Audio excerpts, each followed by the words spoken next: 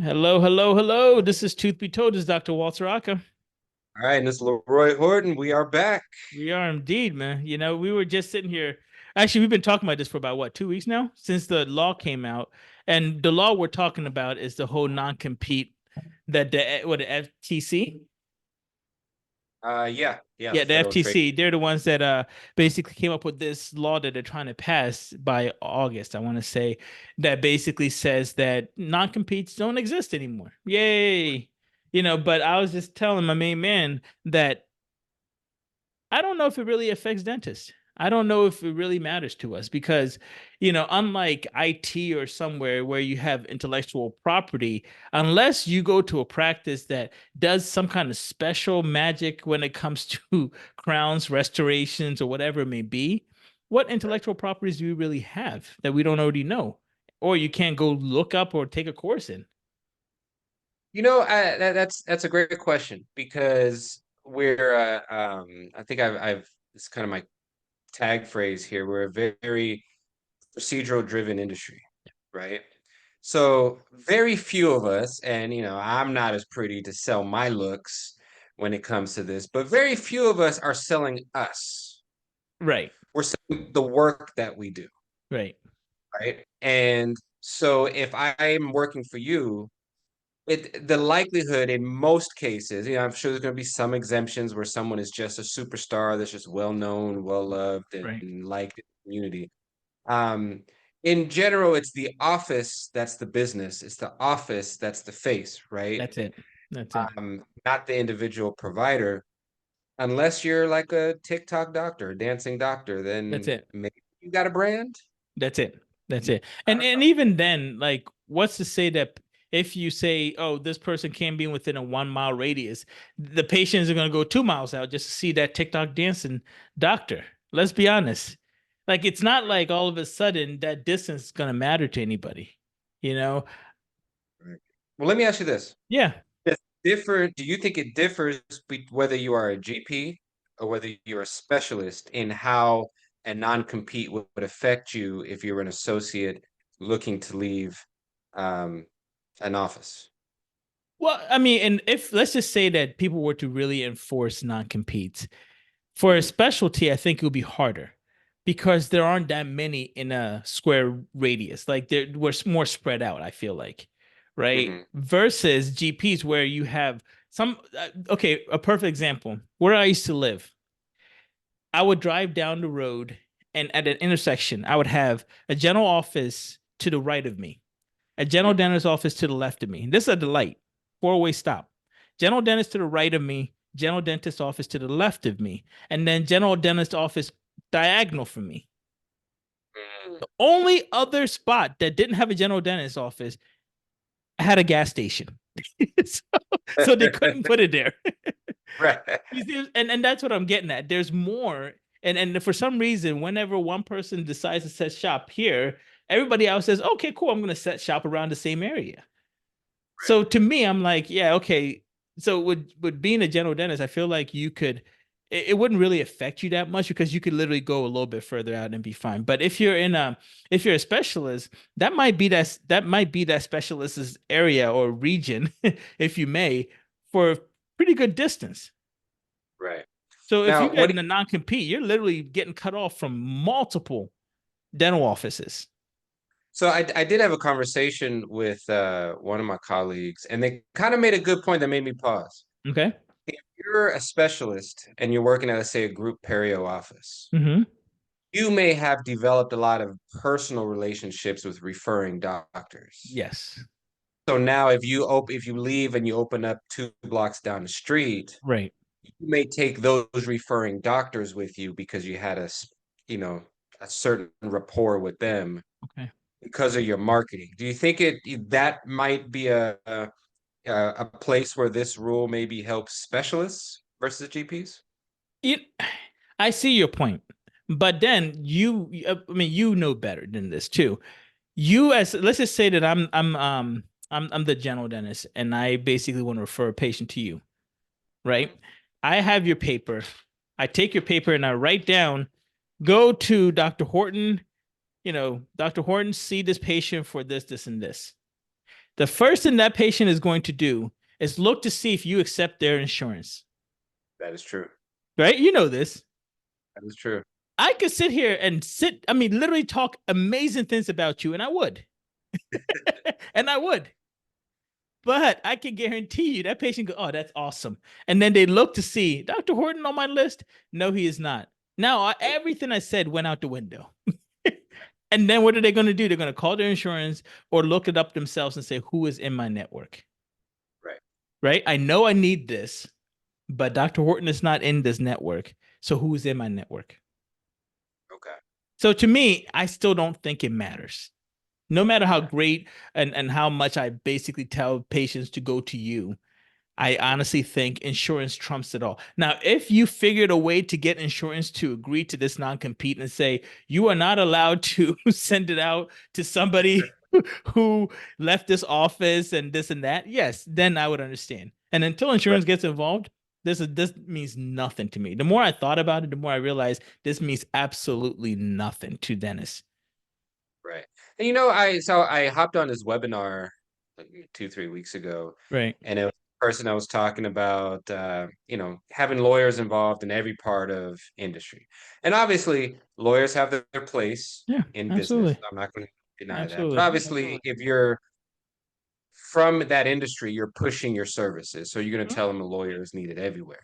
Mm-hmm. Well, one of the things this person brought up is that your lawyer should look at your associateship contracts because they have seen non-competes that were like 50-mile radiuses, and you want to prevent yourself from signing. And my first thought was, well, those are not enforceable. Right. All non-competes have to be, Within reason. reasonable and customary to the industry. Yeah. So do you think this is maybe a whole lot about nothing? Like it was a story that people thought they could just generate some clicks and Right. some interest on. I agree. I know. I mean that. Yeah.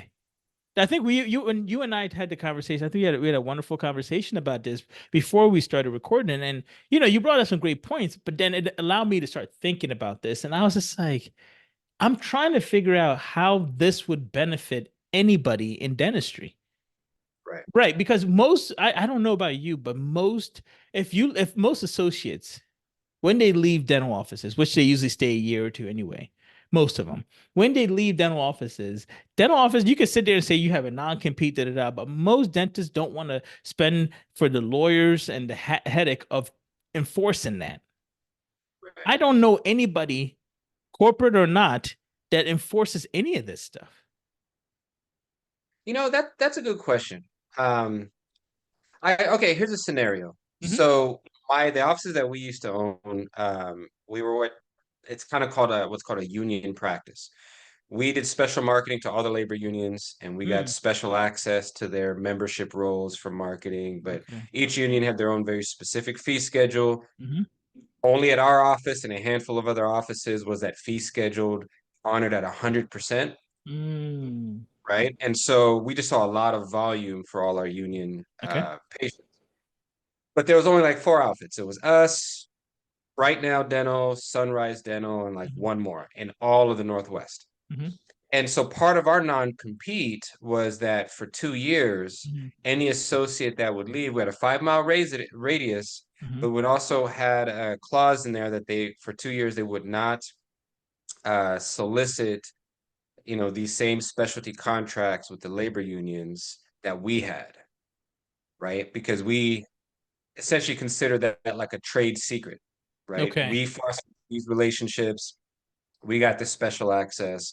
We don't want you working here for 6 months and being like, oh, I'm gonna go open up, 5.1 miles down the road, but I'm gonna go market to these special unions for access. So what about something like that, where you have maybe trade secrets or trade something that you're trying to protect within the industry? Well, okay. So my first question would be, how much of that was your actual revenue? How much of that, those people coming in were your revenue? Was it 30% of total revenue? Was it 40%? Was it 20%? It was probably about 45. Okay, 40. So that's a substantial amount. That's a Right. substantial. So I could understand why you would say, yeah, you know what? I don't want anybody else going behind our back. But then the question would be, how did you guys foster that, right? You probably called the head of the unions and, kind of developed a relationship with them. Now, Right. if I'm an associate with you guys and then I go ahead and try to, get in with them, they're gonna be like, who the hell are you? Right. One thing about unions that I know, and I have one of my best friends is in the union. They're Right. not open. They're not open Right. to a lot of people. They're not open to much of anything because they're Right. very much of we need to look out for these people that are paying us. Right. And so they're not just going to sit there and say, okay, cool, let's just work with this person. You had to have basically developed some kind of trust, Right. right? You had to Yeah. develop a trust that said that you weren't going to screw them over, most likely, right? You had to develop a trust that says, oh, you've done well with our members. To a certain degree, man, without saying too much, it would be nice if all populist organizations really were for the people, but there's a lot of wheeling and dealing and greasing the wheels that Okay. happen. Okay. You know Okay. what I mean? Okay. So, So maybe a so if union you step to member. them, Who got you? and you let Got them you. wet their beak a little bit, they There open it up some is. doors for you, you know? Okay, so that it would involve. Okay, so let's put it that way. That would involve a little bit of a run rate when it comes to going into their what's it called, the money to live off of. They would have to Yeah. grease some wheels, and maybe they want to do that. Maybe they want to do that, but I doubt they want to do that, especially going to open a brand new office. Right, You know what I right. mean? But yeah, so a part of me is just like I'm not sure if you would have to worry about it. Yeah. Honestly, I don't know if you would have to worry about it, but I do see what you're saying. If you can somehow they can get access to it, that's a pool of people that they would not normally have. So you basically now open in a brand new office with a run rate of like, we'll say 10,000 people. That's very great. That's incredible. That's like basically saying I've been practicing for 3, 4, 5 years. Right. Right. So that I can see where that is. But then again, I still say the same thing. People aren't loyal to I don't think people are loyal to dentists. I think they're more loyal to either their insurance or to the office. Because if the office is very close to their house or their wife told them to go there or their kids like it there, it's never really, man, I really like this dentist here. Yeah. Because if that was the case, corporations would not exist. Right. Right? That's true. That is true. That is very, very freaking true because corporations, not only are they not built off the model of, you know, having a specific identity with a specific person, right? They also have a whole lot of turnover Yeah. and they're still in business. So if the turnover isn't scaring patients away, then it's not us. Sometimes I like to think it's me. It's really not me. You know what I mean? We're Not not me. special. No. we're not, we're not special at all. God damn it. I gotta call my mom. Call my mom and tell her she's been lying to me for years. No, but yeah, I don't think it's us. I think more than likely it's insurance. I truly believe it's insurance. Then I believe the office, then maybe dentist. Yeah. Then maybe dentist. I really believe that we're like the bottom of the totem pole when it comes to what decision making is involved in that, right? Most of the time it's really oh no, no, I actually think it's insurance. Then I think it's word of mouth. Then I think location of the office. Then I think is the dentist. We did for like 2 years, we did new patient tracking. Okay. Um, and I was like creating spreadsheets and everything. Literally word of mouth, like you said, Mhm. perfectly right. Literally it was so word of mouth was like 50 or 55% of our new Very patients. nice. About 40% was we were PPO'd, we were someone's insurance list, or 30%. And maybe like 5 to 10% at most at any given time was like an internet search, That's it. right? Because we were doing Google marketing and Mhm. they try to tell you, well, if you just spend 5,000 a month or 10,000 a month, you'll get so many new patients. But when Right. we tracked them, the vast majority was word of mouth. And so we switched, instead of paying for Google marketing, to internal marketing, Mm. right? care of existing patients, calling patients up that we, had been loyal, that had been compliant with their cleaning schedules, and whether it's giving them gifts or, discounts on treatment or, just appreciation. That's it. Because that was our number one source of new patients was word of mouth. I'm telling you, man. You know, I don't understand why people think that they have to do this SEOs on Google and stuff like that and spend so much money on this stuff. When in actuality, you know what you need to do? And this, I'm gonna look, I'm gonna give some trade secrets right now. I'm gonna give a secret to everybody out there. What you need to do is find somebody in your office who lives where your office is. Okay. First, then hire somebody who lives where your office is. And then you need to get them to go onto Facebook. When they get on Facebook, have them search mothers of your location. Right. Groups. That mothers of your location group, those ladies are vicious. They are dangerous. CIA has nothing on them. Right. You write down, I'm new to this area. I'm looking for a dentist. Give it 10 minutes. You would have a dictionary full of ideas, locations, reviews, whatever it may be. Right. You can also say, I need to find a place where my 3-year-old would have a party and have fun. And this criteria, 50 pages full of ideas. Right. Those mothers of that location, they're dangerous. That's what I would do. I would pay just to basically be there and just all day. I'll pay someone just sit there all day. Just keep going ahead. Oh, I would recommend this guy. I would recommend. That's all they do.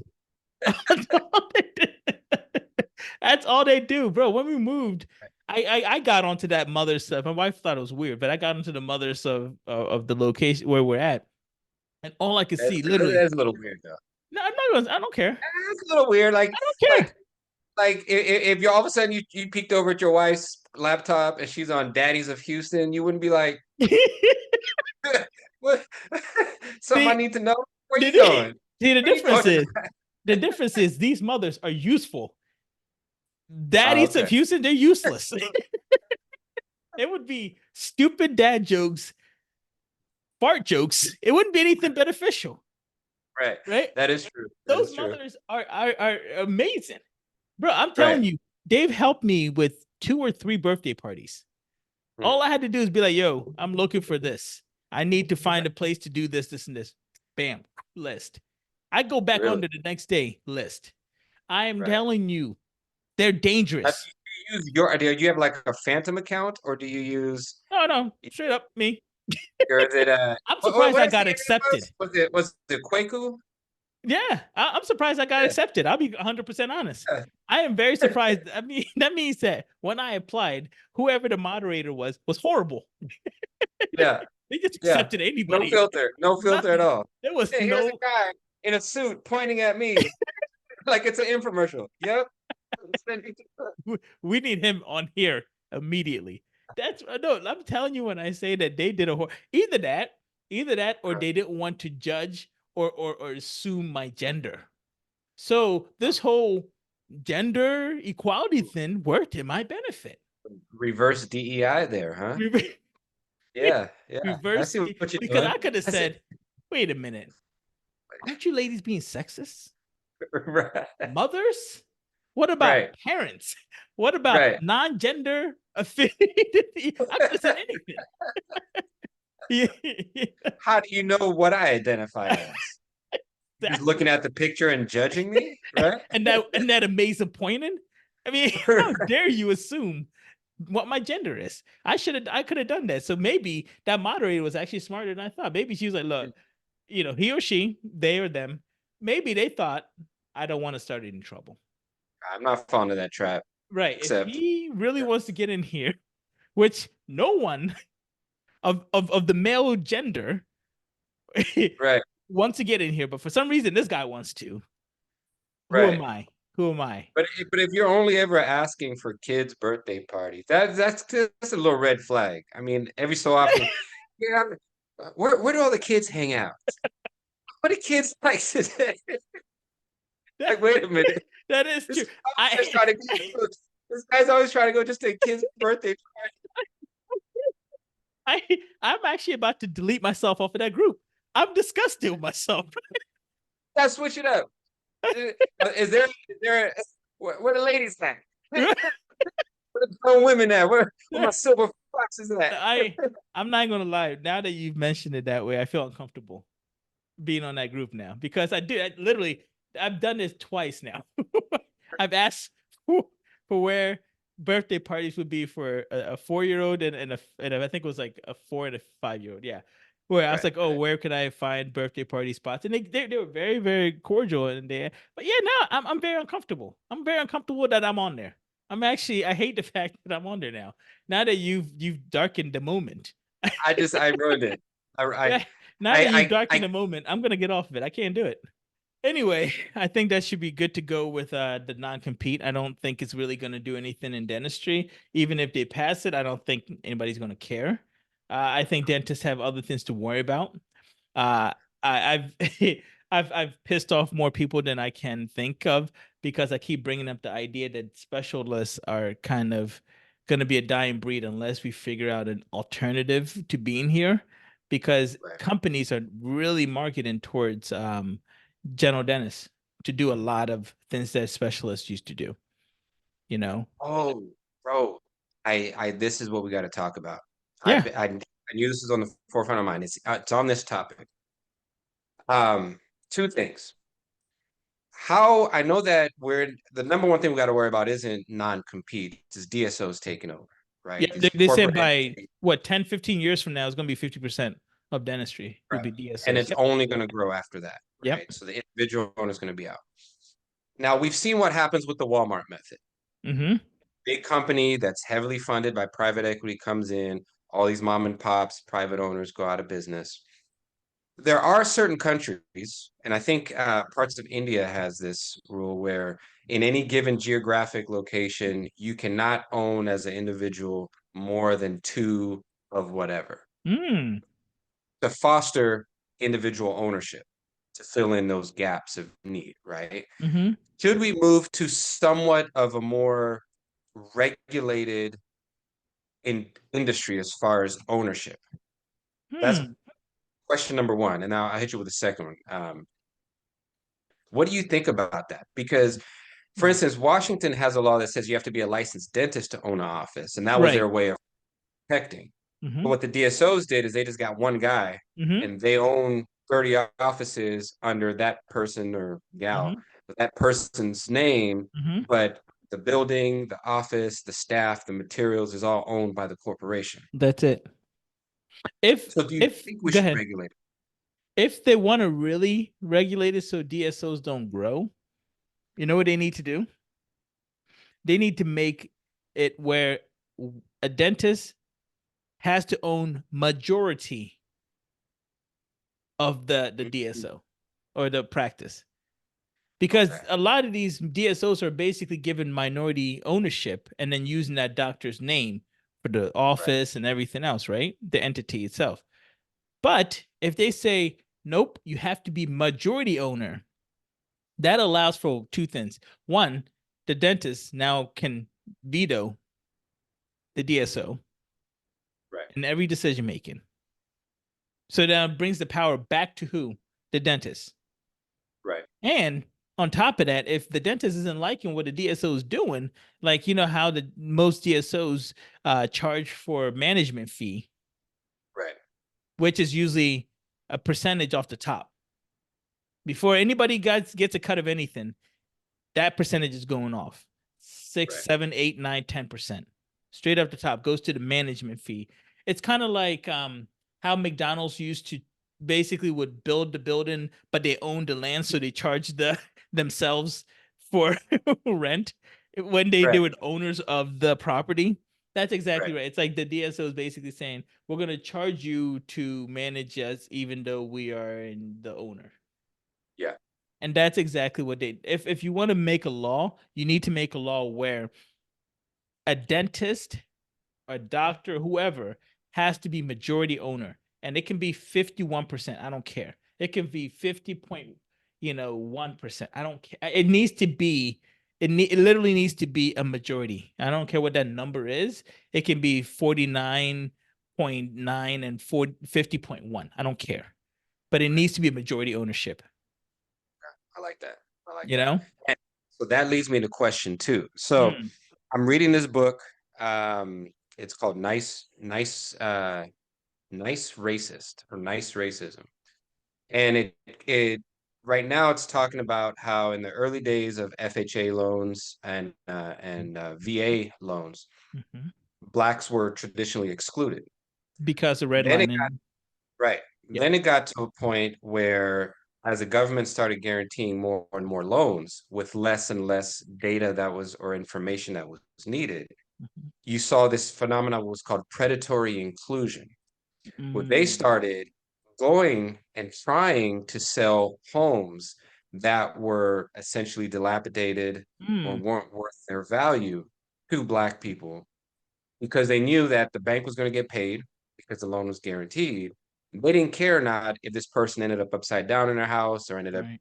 having renovations they couldn't afford. And so you had a lot of homes that should have been demolished Mm, actually sold to people of color who subsequently went under, okay. right? Are we seeing something similar with these DSOs? Because one thing that I noticed on LinkedIn, on Instagram, I'm seeing a lot of new owners that are doctors of color, Hmm. especially Black doctors, Hmm. whether it's affordable dentures, whether it's PDS or smaller like local ones, right? Right. And are they preying on our doctors because of our history of not having equity? And they know we're wanting and chasing and ready to jump into any situation where we perceive equity. Hmm. And we're jumping into deals that are not good because I've known a number of people that were part of DSOs that went under, right? Hmm. And I've seen a lot of people that were either approached by DSOs, um, that because they have a history, dad was a dentist, family member was a dentist, or owned businesses, they were able to look at that and be like, wait a minute, so you're going to take a 17% off the top management fee and then a 10% this, and then I'm only 49% owner, like Mhm. you said. Like, I don't think it's a good deal. I'm gonna go talk to my dad. Oh, yep, I'm a businessman, or my mom's a businesswoman. Yeah, that's a stupid deal. Don't take it. So are we seeing almost a predatory inclusion? Because these DSOs really don't care if these spots have longevity. They No. just need to make a few percentage points for as many years as that office lasts. Man, you are speaking wisdom. And I want people to understand what you're trying to say or what you're kind of getting at, which is if you have one office, you need that office to profit maybe what, 20%. Can we say that? 30%, right? It needs to be a good percent, right? If you have two offices, you can cut that percentage of profit and still be able to kind of help each other, right? You can say, I can write this off with this because this office is not being that productive, but this office is really doing well. So I can write off the loss from this and that. Now imagine if you had 100, just like you said, you just need to make sure that the overall entity is productive 5-6%.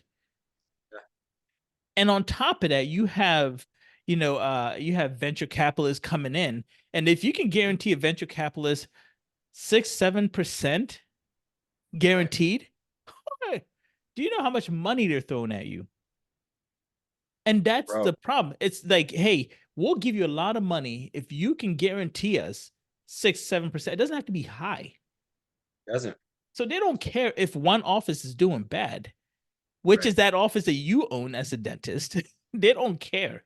The entity itself is doing just fine because not Right. only have they taken that 10% and given 6% to venture and they've kept 4%, they're doing fine. You get the scraps. And most of the time it's, well, we don't want to give you this. Yeah, you have to put it in the bank and make sure for emergencies and this and that. And then Funds. right. And then maybe if And they're giving you a lot of them are financing your loan. that's it. So That's it. now you're 49% owner, but you're indebted to this That's it. DSO. Mhm. So even if they go under, you still have that loan. That's it. And the DSO is basically giving you a weird math way of saying this is what your office is valued to be. and it's not based on any kind of math that I know. Like Right. it's some weird math that they came up with, but you're Right. gonna believe it because you don't know the inner workings of that company. Right. And there's no bank or banker. There's the one good things about banks if you get a traditional loan. Mhm. To some extent, they want to ensure that you can pay off this loan over the 10 years or whatever. So they have to actually look, an actuary looks at the numbers That's it. and says, okay, this makes sense. So That's that's your it. filter on whether or not it's a BS deal, because a bank is in general not going to fund a BS That's it. deal. But when it's a seller financer and you're alone, Hmm. you may be thinking, oh, I'm a smart guy. I don't need a lawyer. I don't need an accountant. I don't need any I don't protections. need an actuary to look over all this stuff because it So should sounds we, great. It sounds great. yeah, should we be worried? Are they coming for us? Whether it's not necessarily we're going after black people per Yeah, I was gonna se, say as I don't think it's a race thing. I think it's a dentist thing. but you can't, because I'm going to call you out on this. You tend to Please, do that a lot. I do feel like people know what demographics are more susceptible to what. So if you just said, I see what you're okay, we're saying. going to go Okay, towards low income, low access, low historical presence, okay. that's going to be your Black, Hispanic, Polynesian providers. You're not going to someone on what's a rich part of Houston? Oh, Bel Air. Okay, you're not Yeah. going to Bel Air Mhm. trying to recruit owning doctors, right? Right. Right. You're going to your school and you're looking for people that obviously have that story of I'm a first gener, you know, both my parents are blue collar. We kind of fall into that more often than not. Well, okay, but here's I think to me, I wouldn't base it off of race as in they go out and they say let's look for black people or Hispanic people. What I think they're doing is saying we want to build an office here because HMOs and everything are big here.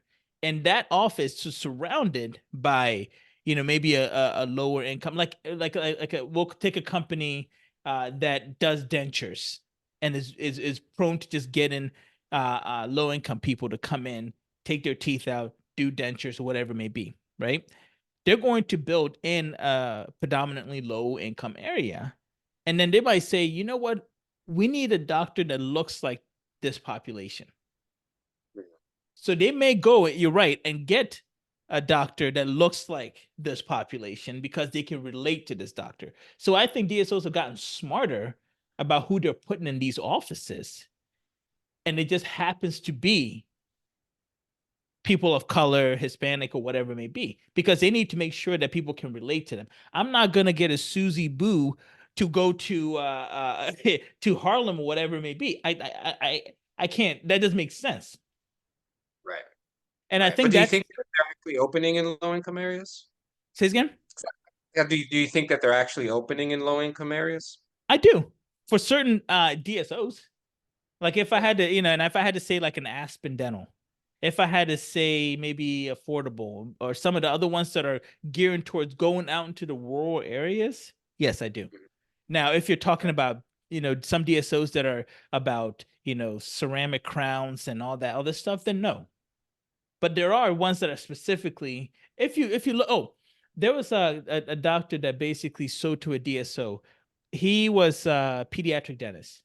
Okay. And he basically brought in ortho. He actually said the best thing to do is for me to look at like Medicaid. And he basically had that whole thing on lock where he understood what he needed to charge out and so forth. So he was very profitable. So where would you open that? You'd open that in areas where there's a substantial amount of Medicaid for kids and so forth, chip and all that Right. other stuff. So that's what their game plan. So if a corporation goes and purchases this, they're gonna say, okay, who do we need to put in these areas? People that look like the community we're serving. I think they've just gotten smarter. Yeah. Well, that's curious because I think I can't remember. Was it you I sent? It was probably a couple months ago. It was actually a study that looked at um, where DSOs are opening their practices and No, no, no. what percentage of DSOs were in high need areas, and it Okay. was a very low percentage. You had It's mentioned almost that the to me same. before. Yeah. Yeah, yeah, and it's almost the same argument as denturists, right? And oral health specialists. The the the motive is when you're writing the law that allows this license, oh well, they're going to go into high need areas, but then denturists are in metropolitan areas hiring dentists now, right? So it never really manifests to that.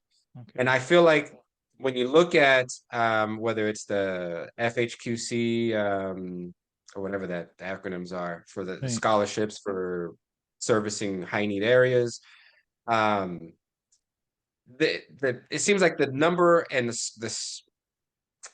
the geographic uh, size of high need areas is consistently growing. Right. And if DSOs are growing, but so are high need areas, then we can't really necessarily make the argument that DSOs are servicing high need I see what areas. you're saying. You know what I I see mean? what you're saying. What I feel like is what they're doing is Okay. because they're looking at the next quarter, Q1 to Q2 and so Okay. forth. Okay. If they can get providers that they feel they can, and I don't want to say dupe because that's a little, that they can convince, it's almost like selling someone a subprime mortgage, So you're saying right? that they're gonna basically find people who will undervalue themselves Unknowingly. unknowingly. Yeah, unknowingly. Yeah, Yeah, yeah, yeah. unknowingly. Because they're happy to have anything. Right. I And see and what you're that's saying. because I feel like a lot of everyone I talk to that's in one of these deals, it's a subprime deal. You know what I mean? I And so see I'm what just you're like, saying. Jesus, how are they get roping all these brothers and sisters into just think about how many people you've known just in our kind of peripheral, circle of people who have been a part of DSOs, who have been bought by DSOs. Like, there's a lot of grumpy people out there. Mm-hmm. And so I'm just like, is this like a subprime, mortgage phenomena that we're seeing where they're going after people that are desperate for ownership. They're selling them this dream, the American dream of owning your dental office, but they're doing it in a way where you're 49% owner. And that's not even counting, like you said, they're taking their management fee, their, profits, they're nickel and diming, they're expensing the offices. I personally think it's I'm having a hard time just based on me working with a corporation and seeing who's in there as owners. I'm having a hard time believing it's just like based on race. I think it's just dentist. Dentists have been sold a bag of goods, really. Basically sold this lie that they need to be owners. Right. And why would you go on your own when you can just partner with us? Because we do everything for you. You get to go home. But one thing that I've realized too is dentists are very poor with money. They're very poor with money. And so they don't understand. They see, oh, I used to make 100, now I make 200,000. That all of a sudden I've doubled my income. But they don't realize that you've given up triple, quadruple your time. So they don't look to see, does this make sense? They just go, oh, look, I'm getting a bonus from them because they said that I've met this quota. And the funny thing is, I remember when I first got out and I was working for a corporation, they would set, oh, this month you need to hit this number, and I would hit it. The next month, it was you need to hit this number, and I was like, how did you guys come up with this number? Right. And it didn't Right. even make sense because it wasn't anywhere near the like last year's number or whatever. And then they would actually make up numbers, and it was a brand new office. So how do you even know what number I need to hit when Right. we just opened? So you don't Right. have a comparative rate. Like you don't know, you can't compare to last year and say, Right. hey guys, you guys did 50,000 this month. So, or last year exactly this month. So let's do 51. Right. You can't even do that. So you're just making up numbers, and doctors are getting excited because they're like, "Oh, I get a bonus." Right. And I think that's what it is. It's just overall stupidity. Right. I honestly think it's just overall stupidity where they think, "Oh, I'm doing better because somebody's told me I'm doing better." When in Right. actuality, they're like, "Wait a minute." Yeah, okay, here's another example. Man, you got me talking too much. Here's another thing. I remembered. when I came out of dental school and I came out of residency at the VA, I went to this corporation, same thing, and I won't say any names. And I said, I want, and I negotiated for this, negotiated. I want to get paid 160,000. And I was so excited, man. I'd never seen that much money in my life. Right. I was so excited. I think I went to a nice restaurant, got myself a nice steak. And I'd never been to a nice restaurant. So that was that was a big deal. My friends were like, like, whoa, you high ball over here. Look at this guy. Okay, Donald Trump. Right? Don't Yeah, hurt bro. Bezos, right? Bro, I might have even tipped that night. I don't know. I might have tipped, right? And so I remember like, man, I'm living the life now. Then I went to Perio and I went back and looked at like how much I produced.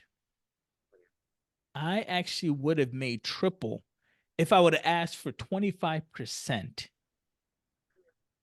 versus taking a salary. Because to me, that salary was guaranteed. Yeah. Not realizing how they're going to beat me up to see as many patients as possible. Because at the end, you get to see everything that office produced. And I looked and I was like, what the? And it doesn't take much to do numbers. Right. I'm not, a mathematician by any stretch of imagination, but I know numbers. And I looked and I was like, if I asked for 25%, and around that area up in Pennsylvania, 30 to 35 is what general associates were getting. If I would have asked for 25%, I would have doubled, almost quadrupled what I got paid. Right.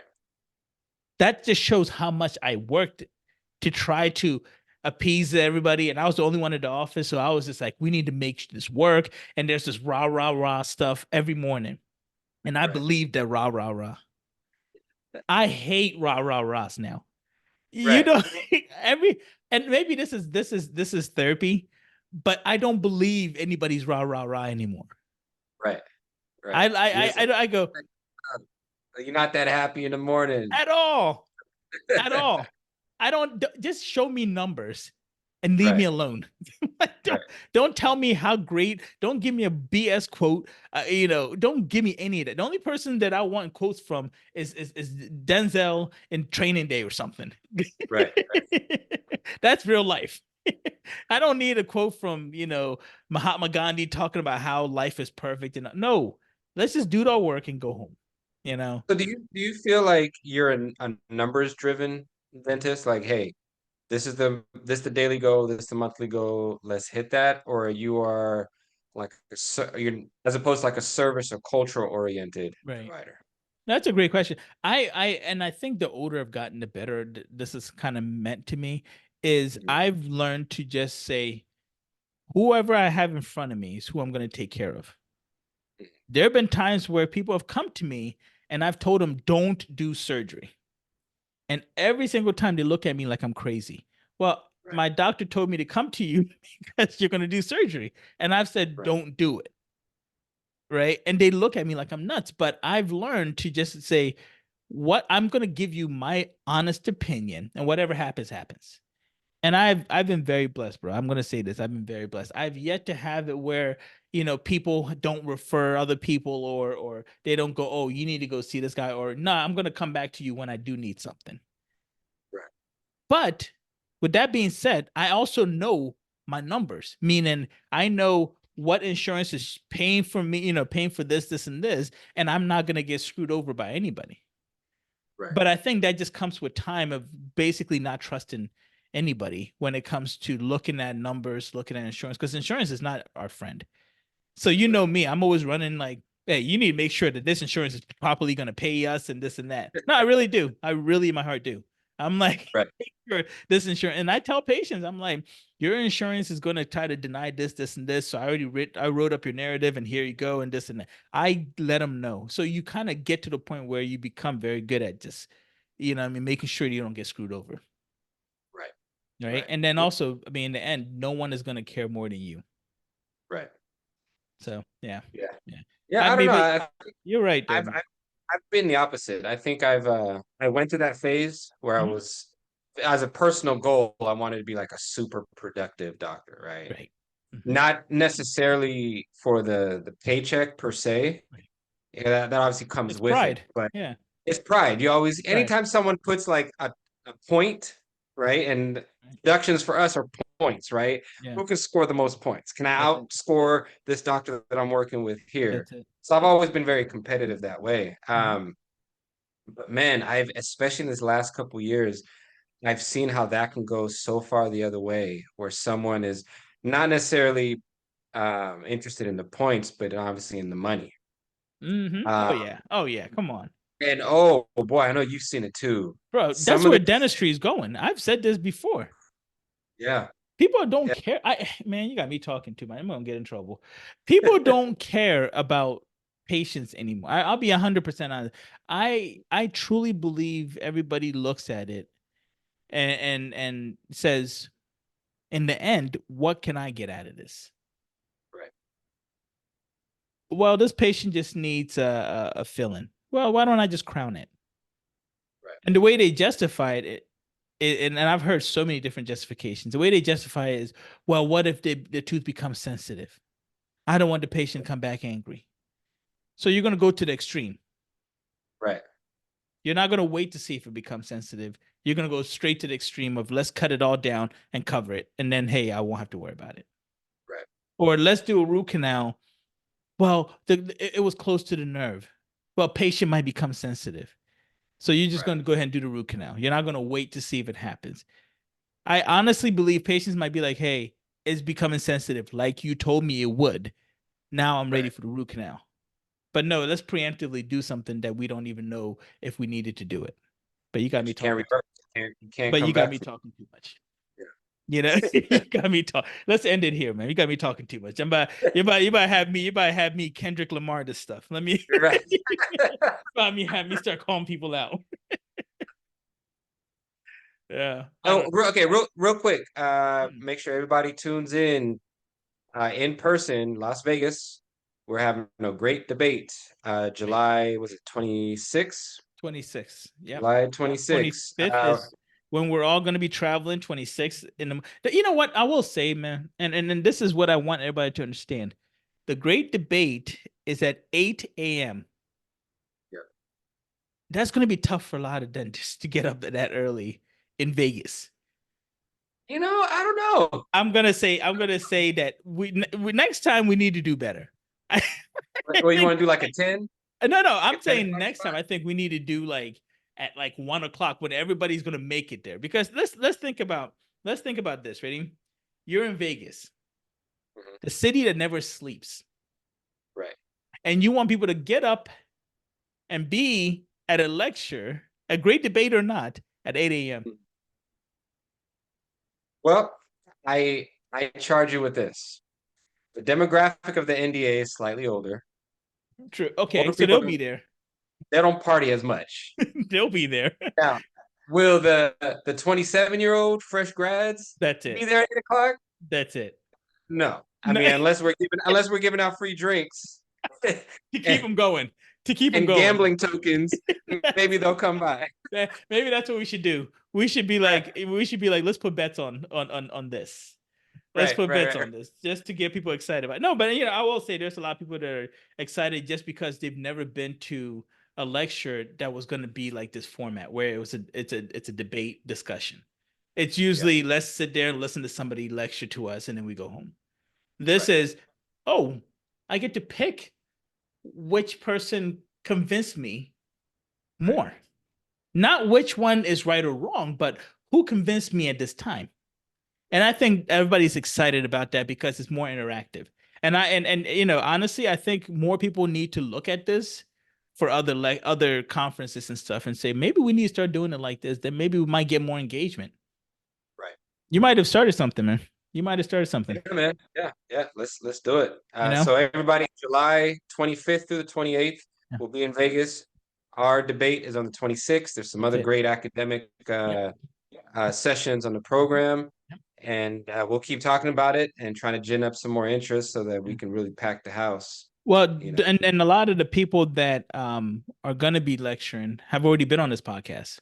We've gotten Yeah. very lucky. We've gotten a few, actually, a lot of people that are going to Ah, lecture. have been on this Simone podcast. Ellis, Uche Odiatu, That's it. Jared Yep. Williams, You see? Uvo Mhm. Onarobi, the Dean Gurus, Crystal See? and Linda That's it. Gurus. All of them have been on this podcast, All man. our friends. This podcast has been the springboard for this whole program. Okay, I want royalties. We're gonna get our. That's right. Speaking of money, you're the money man. I need you to talk to them, Walt. Yo, Okay, bro, I wait, need come to on. negotiate a 5% finder's But fee. listen, if I do that, we may not be invited back. They might be Right. like, these people are trying to rob us. No, but it's gonna be a good time. I honestly think if you want to go back and listen to their entrance into the podcast, it will really give you an idea of how exciting it's gonna be at the NDA. I think you'll be like, oh man, that was a really good lecture, and now you get to listen to them talk about something else, and they're all very very good, well spoken, engaging lecturers, and I think that's gonna be fun. I really do. I think it's gonna be fun. 8 a.m. though is gonna be tough for a lot of people, for the young crowd. I'll be honest. 8 a.m. is gonna be young for the, you know what I mean? Like I realized that I'm not to that young crowd anymore. Where like, I was in Vegas for, what was I doing in Vegas? It might have been for a friend's birthday, and I still was trying to go to bed by like 9:30. So I'm not worried. I'll be there at like 6. But Right. for others who want to go to Vegas and have a good time, We're at that age, man. My wife's in Vegas right now for a work convention, and we were FaceTiming last night. It was like 8:30, and I see her like cleaning her makeup off, like tying her hair up. I'm like, yo, what are you doing? She's like, get ready for bed. I'm like, it's 8:30 and you're in Vegas. Like you're there with all your coworkers, like, go have fun. And she's like, no. no, I'm She's good. like, See? I gotta get up. I gotta be up at 8 in the morning. That's it. You see? She's smart. That's what I mean. She's, to me, when I do these things, it's literally so that I can sleep the whole night and not have my wake me up in the morning. I have kids that wake me up in the morning. I don't want that. Yeah. You know what I mean? So this is my opportunity to like sleep in a little bit. So Right. so you're not gonna get me going out so I can waste this opportunity. It's stupid. That's just stupid. I'm not doing it. They're like, oh, you trying to go out? No, I'm not. No, I'm The not. photos of Walt wasted, wearing a party hat, Right. and hanging out. I'm gonna get you. We're gonna go out one of those nights. I'm gonna I get can you guarantee you're not gonna get any of that. But okay, good luck. That's not happening. Anyway, I don't even drink. So I'm gonna right. get you wasted. That's it. I'll be right with you. Be like, yeah, I'm not drinking either. No, this was Right. fun. This was a good time. Right. All right, man. Hey, we'll talk soon, brother. As always, All right. thank you everybody for listening. Yep. Thank you for listening to this episode of Truth Be Told. The opinions on this episode are just that, our opinions. Please consult your dental professional before taking any action with your dental health. If you have any questions about anything you heard on this episode, please contact us at Real Dentist with an S. That's REAL Dentist with an S at gmail.com. We will be very happy to return any message that we receive because we love the communication that we have with our listeners.